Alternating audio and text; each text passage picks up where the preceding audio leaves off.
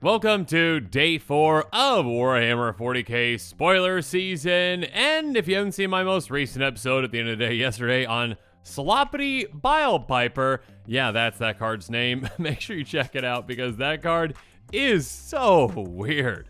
But don't leave just yet because this card had me saying, oh my, heck yes, and yeah, this is a spicy brand new commander and you're not going to want to miss it. And as always, a big thank you to Eddie for all your help during spoiler season, and also as always, blame Eddie in the comments below for any mistakes that I make, because it's always Eddie's fault, not mine. Now that said, let's jump into it.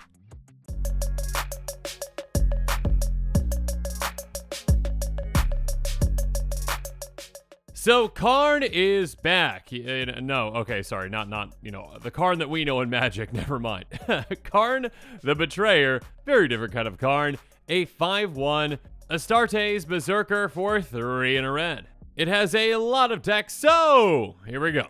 Berserker, it attacks each combat Fable. Sigil of Corruption, when you lose control of Khârn the Betrayer, draw 2 cards. And the Betrayer, if damage to be dealt to Khârn the Betrayer, prevent that damage and an opponent of your choice gains control of it. My goodness, this is a spicy card. Yeah, I mean, right when I saw this, I definitely thought of Eddie because one of Eddie's favorite cards of all time that we'll talk about here in a bit, this is definitely very reminiscent of, but this is a commander that is going to be switching sides quite often, and again, switches in a very unique way. So it's going to be going here, there, and everywhere, and there's a lot of ways that you can take advantage of, well, this commander moving around and it having to attack and block each combat Fable, and there's probably going to be some politicking involved as well, because do keep in mind that, that last part is not random. It says, if damage be dealt to Khârn the Betrayer, prevent that damage and an opponent of your choice gains control of it. And while that very first time, is going to be, your choice, if this is your commander, after that, well, you are giving it to an opponent, they control this commander, and then, yeah, I mean, they get to pick who gains control of it.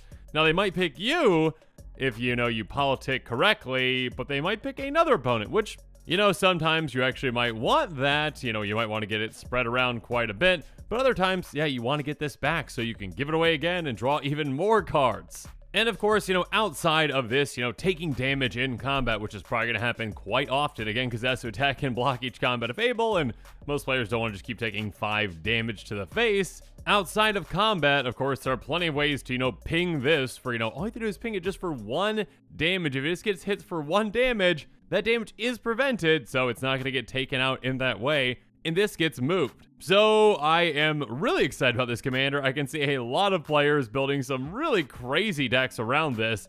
And yeah, again, there are some really spicy things that you can do with it that are pretty unexpected and off the wall. And yeah, I'm actually really wondering if Eddie is going to build around this one because, yeah, I mean, this is definitely very reminiscent of one of his favorite cards that we'll get to here in just a bit, I promise. But first, if you are also interested in this commander, make sure you check out that card list link in the description below. Because yeah, when new exciting and very unique commanders like this one are spoiled, sometimes cards that work really well with them tend to go up in price sooner rather than later. So with all that said, let's jump into it.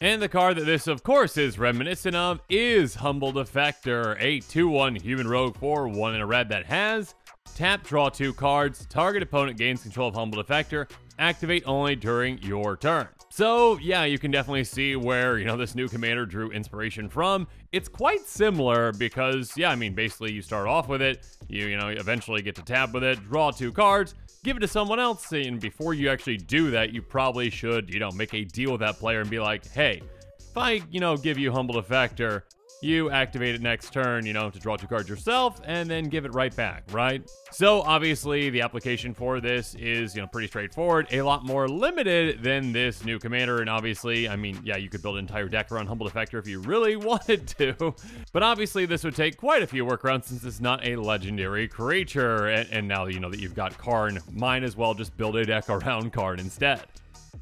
Now, some cards that unfortunately, well, at least Homeward Path really is quite expensive these days. Reprint it, Wizards, please, thank you. Anyway, some cards that you're going to want to consider are Homeward Path and Brand to actually get your commander back when you really need to. Again, sometimes politicking really might not work. Maybe, you're way ahead of your opponents and they're like, no, I'm not going to give it back to you. I'm just going to trade it with my other opponents and draw cards. So yeah, Homeward Path is great in that instance. It can tap Ray colorless, or you can tap and each player gains control of all creatures they own. So basically, yeah, just get Kharn back. And obviously that player has them, gets to draw 2 cards. Cool, but I mean, you're going to at some point be giving that away again to draw cards yourself. And of course, Homeward Path, again, is a repeatable effect that you can use multiple times throughout the game to keep getting your commander back when you need to. Or, how about Brand? An instant for a red, gain control of all permanents you own, and it's got cycling for 2. So, in a way, this is kind of like a 1-mana spell to eventually draw 2 cards. Again, you're getting your commander back, you're going to be giving your commander away at some point. When you do, you get to draw. And obviously, one other thing that I probably should mention earlier, keep in mind that when you are in that one-on-one scenario at the end of the game, well, each of you can only select each other. So, your opponent can't decide to give it to another opponent, they are forced to give it to you.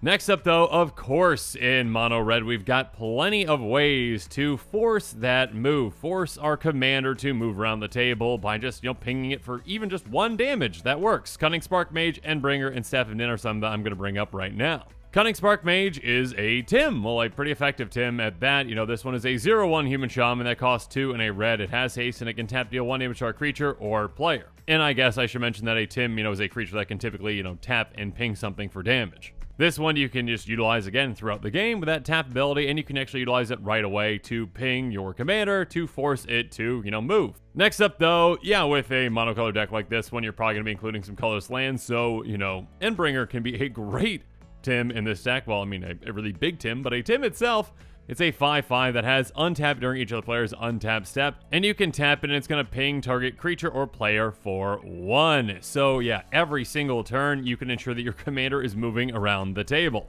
So yeah, just think about if you are able to politic with one of your opponents and be like, okay, we agree that, at least for now, we are just going to keep exchanging this back and forth. So if there are 4 players at the table on every single player's turn, you can ping it once, so it's 4 times this is switching sides. You and that opponent you made the deal with are each drawing 4 cards with each trip around the table just from this, which is pretty awesome. And speaking of drawing cards, yeah, Staff of Nin can help you out with that too. At the beginning of your upkeep, draw a card, and tap Staff of Nin deals 1 damage to any target. So yeah, there are a ton of pinging effects in red, and yeah, many of these can be very effective with this commander. Perhaps the most effective one, though, is Pyrohemia. At the beginning of the end step, if no creatures are on the battlefield, sacrifice Pyrohemia. Again, your commander is decently hard to deal with because, damage doesn't take it out. And speaking of damage, pay a red, Pyrohemia deals 1 damage to each creature and each player. Basically, pay a red mana, the player that has your commander draws 2 cards and moves it. And again, if you are able to make a deal with an opponent to just switch it back and forth, that's going to be a lot of card draw for each of you. And when it comes to politicking as well, I'm sure there are definitely some deals that you can make, with multiple players where you're like, hey, if I give this to you, you give it back. Otherwise, you're not getting it. But yeah, again, with this commander, just keep in mind that obviously, this survives basically any damage-based board wipe. So yeah, have fun casting your Blasphemous Act, taking out every creature on the battlefield, because again, Blasphemous Act, costs 1 less for each creature on the battlefield. Which, so usually it just costs, a single red mana to deal 13 damage to each creature. And even though it's, 13 damage, that does not matter for this commander. It is still just going to survive that. Whereas, yeah, the vast majority of other creatures aren't going to be so lucky. So your commander can stick around for quite a bit and stay in play while you can wipe the board and just reset things if you need to.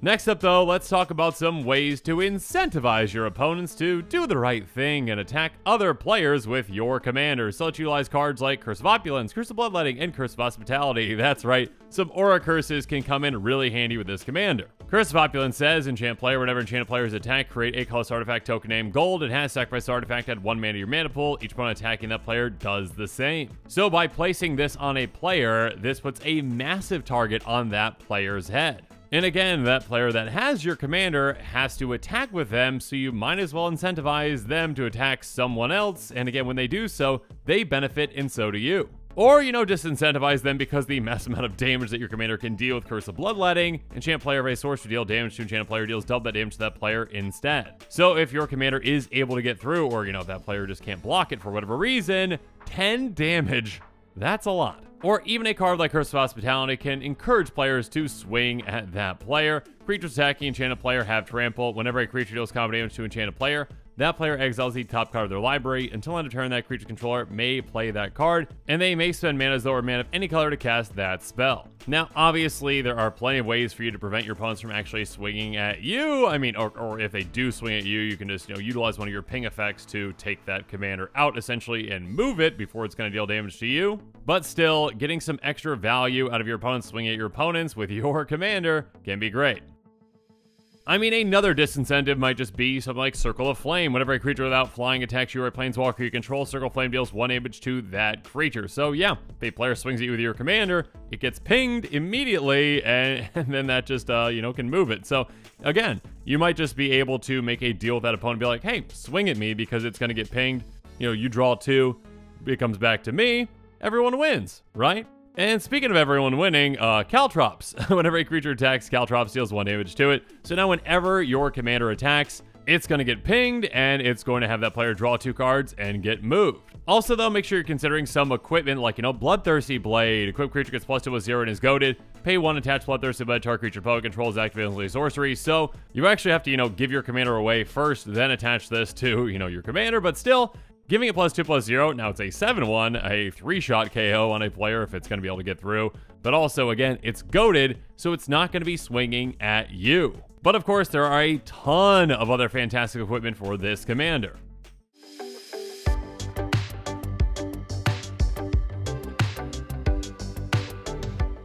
And one of the first equipment that came to my mind when I saw this commander is definitely Pariah's Shield, an equipment that says all damage to be dealt to you is dealt to equipped creature instead. So yeah, I mean, your commander might be, changing sides and whatnot, but you control the equipment. So whenever you are dealt damage, no matter what it is from, that damage then instead goes to your commander, and that damage is then prevented, and your commander changes sides too. So yeah, this can be quite effective, and essentially you cannot take damage until this or your commander is taken out. Another card to consider, though, is Assault Suit, which says equipped creature gets +2/+2, has haste and can attack you or planeswalker you control, and can't be sacrificed. So this can do a lot of things for you. Not allowing your commander to be sacrificed can be quite important, and not letting it attack you is also quite important. And on top of that, at the beginning of each opponent's upkeep, you may have that player gain control of equipped creature until end of turn. If you do, untap it. This is a great way to politic with your opponents because, let's say, again, any player other than the opponent whose turn it is has control of it. You then say, hey, would you like to make a deal? I'll give you control of Kharn if when you, attack, maybe you attack into somewhere that it's going to be dealt damage, or, you let me ping it, and then you just give it to me. So this can help you swap Kharn around even more, and yeah, again, every single time the player controls it, loses control of it, they draw 2 cards. So if you're able to politic really effectively with this, I mean, every single turn, you can essentially swap this back and forth between you and the opponent whose turn it is. Again, you're going to draw 2 cards when you give it to them and they gain control of it, and then they're going to draw 2 cards when they're giving it back. So yeah, if you're able to do this to all 3 opponents, they might each draw 2, but you drew 6 in total. And then, yeah, even a much more simple equipment like Ring of Thune can come in handy. Equipped creature has Vigilance. Giving this commander Vigilance can be huge because, again, it has to attack and block every single combat it can. So when it attacks, it's no longer going to be tapping, and yeah, when an opponent gains control of it and they are attacked, they have to block with it, which means damage and which means it's going to be moving.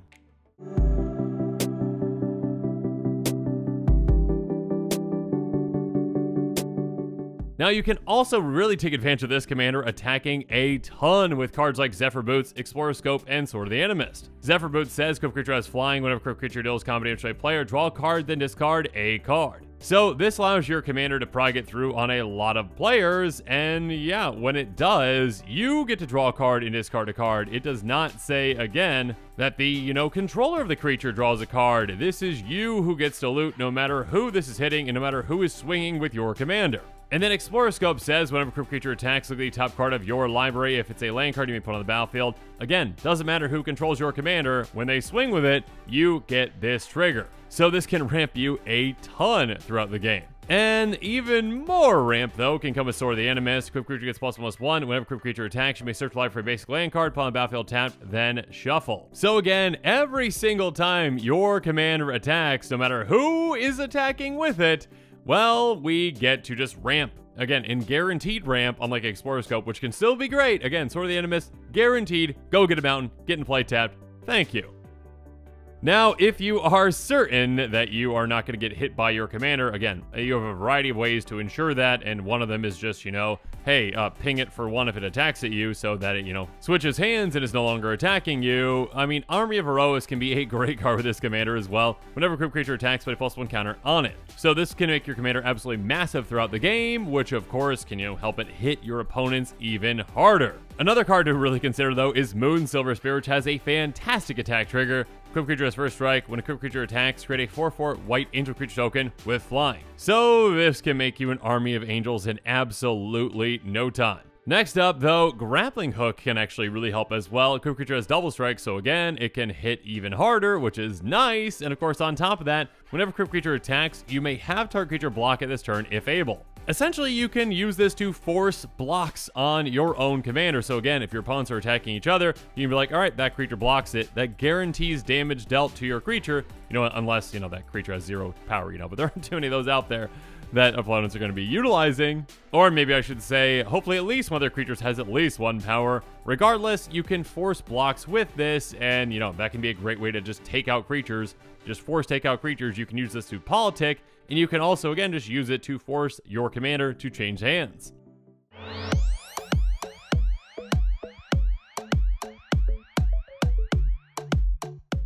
Next up, really quick, in the 99 of another deck, a commander that might want to consider this one is Xyrus the Writhing Storm. Xyrus says when an opponent draws a card except the first they draw on each of their draw steps, create a 1/1 green snake creature token. So again, Kharn the Betrayer, changing hands, forces those opponents that have them and then move them to actually draw 2 cards. And when they are doing that, you are making snakes. And actually, this is kind of a really weird, funny combo with Goblin Bombardment. Sacrifice a creature, Goblin Bombard deals 1 damage to any target. So yeah, I mean, when you're making those snakes, just be like, all right, sacrifice a snake, ping Kharn.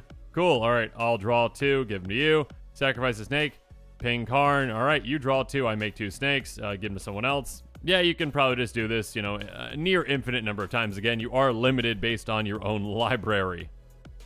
Another interesting commander that might want to consider this card is Niv-Mizzet Baron. Whenever you draw a card, Niv-Mizzet Baron deals 1 damage to any target. So again, when you move Kharn, you're going to be drawing 2 cards, and you, of course, can, ping it for 2 and have it move again. And of course, if your opponents get back to you, you can keep doing this, and yeah, it definitely has a lot of politic potential with this kind of a commander. And of course, I mean, you can force a lot of pings with this commander as well, because yeah, I mean, just every single time you cast Instant Sorcery Spell, or actually when any player casts one, you can draw a card, and then you can just ping it again. So yeah, it can move around quite a bit with this.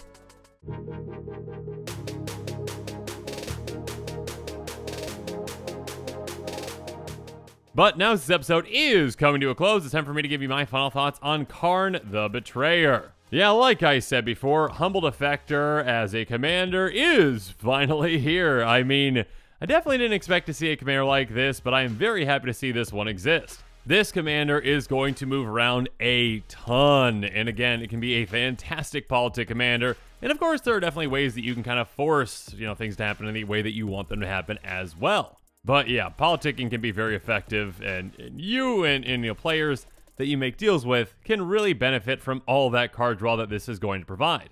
So definitely an interesting take on a commander. And yeah, if you're excited about this commander like I am, make sure you check out that card list, link in the description below. Because when new, exciting, and unique and spicy commanders like this one are spoiled, sometimes cards that work well with it tend to go up in price sooner rather than later. So yeah, make sure you check that out. And of course, make sure you're staying tuned to this channel for even more exciting quick takes and spoilers coming up.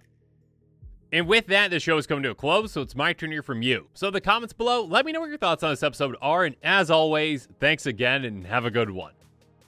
This show and episodes like this one are possible thanks to viewers like you. If you're looking for an easy way to help support this show, make sure that you like, share, and subscribe. Also, hit that bell notification icon so you don't miss any new episodes. You can also go check out our playmats and other merchandise at thecommandersquarters.com. We also have a ton of brand new t-shirt designs in stock, so make sure you check out those as well. Another easy way to support this show is with our TCG Player affiliate links. So whether you're buying a deck or individual cards, you can use this general link right here or one in the description. And the final way that you can support this show is by supporting us directly by becoming a patron. There are many benefits to being a patron, and I truly couldn't do this without all of their support.